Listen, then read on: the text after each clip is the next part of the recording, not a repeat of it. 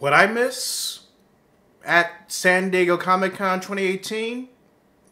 Pretty much everything, but let's find out anyway.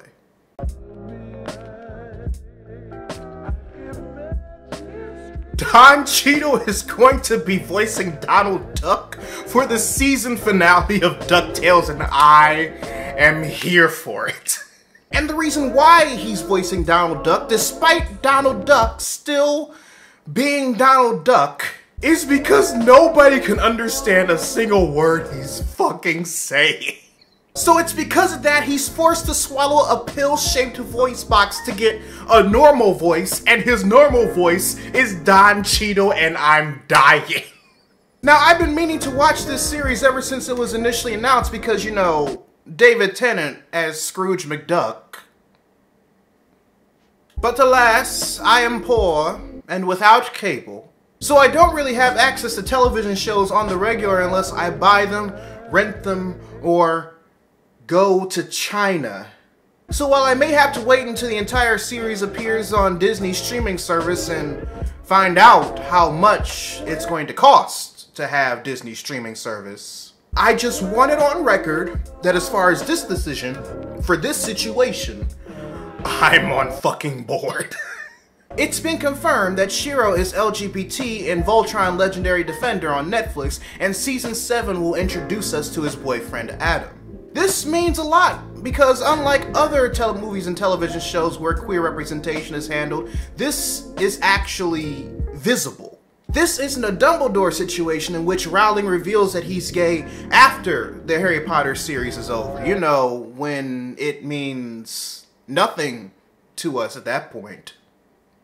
It'll also be, at least for me, the first time in a long time since Steven Universe and Clarence that I see queer representation in an animated series with an age range capable or situated for young children as well.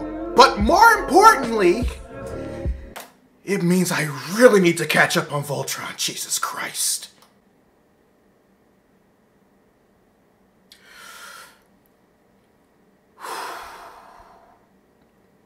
Okay, if you follow me on Twitter, then you already know my thoughts on the situation, and have seen me retweet the thoughts of my peers that I think echo my thoughts in a more blunt manner. So this is for everybody who doesn't follow me on Twitter, but still wishes to know my thoughts on the situation. What James Gunn tweeted out years ago was trash, complete garbage. Said tweets were also brought up years ago, back when people were legitimately concerned about him participating in the MCU, and he apologized right then and there. That should have been the moment Disney decided to whether or not keep James Gunn on board. Not years later when a far-right, documented rapist tries to put him in a Wall Street Journal / YouTube PewDiePie situation.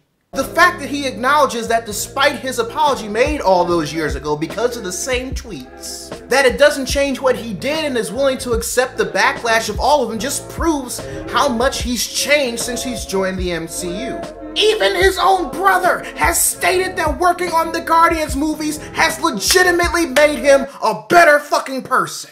And while I'm currently undecided if I want to see him rehired, regardless if doing so is a statement against the far-right activism that caused him his job in the first place, I need Hollywood to stop trying to seem on trend with respectability politics when they should have been on the train from the fucking get-go. They should have been got Harvey Weinstein. They should have been got Woody Allen. But even with all the movements, the testimonials, the active activism, they only move when there's a possibility of it affecting the linings of their pockets, and this is no exception. James Gunn has already proven that he can do better.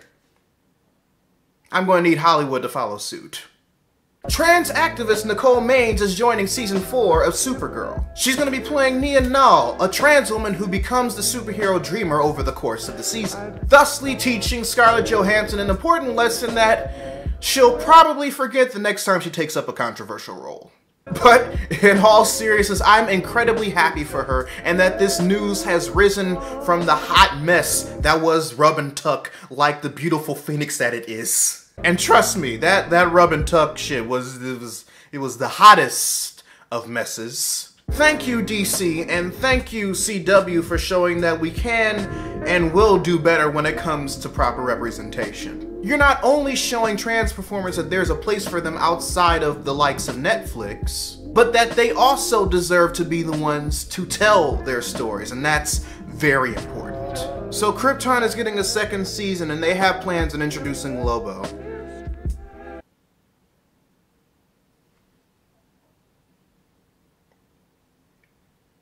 I'm just tired, y'all.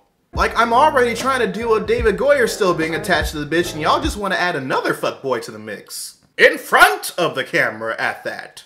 And I can say that Lobo was a fuckboy, and it will be completely accurate because they legitimately turned him into one during the New 52 era. From what I understand, there's going to be a time jump between seasons 1 and 2, and even then, I just don't understand why his bitch ass is in this. They're also going to be putting some focus on Nightwing and Flamebird, which is actually what I'm here for. As far as Lobo is concerned, I'm just gonna treat him like the peas on my dinner plate, both as a child and as a grown-ass man, and just throw those bitches in the trash. Anyway, readers, your homework assignment for the day. Write in the comment section below any news stories that I might have missed because of the fact that it was San Diego Comic-Con 2018, and I'll make sure and try and cover them next week. I'll be making some changes to the merch store come August, so if you want to support the channel and purchase the official merchandise that's currently available, you can click the card at the end of the video or in the link in the description down below.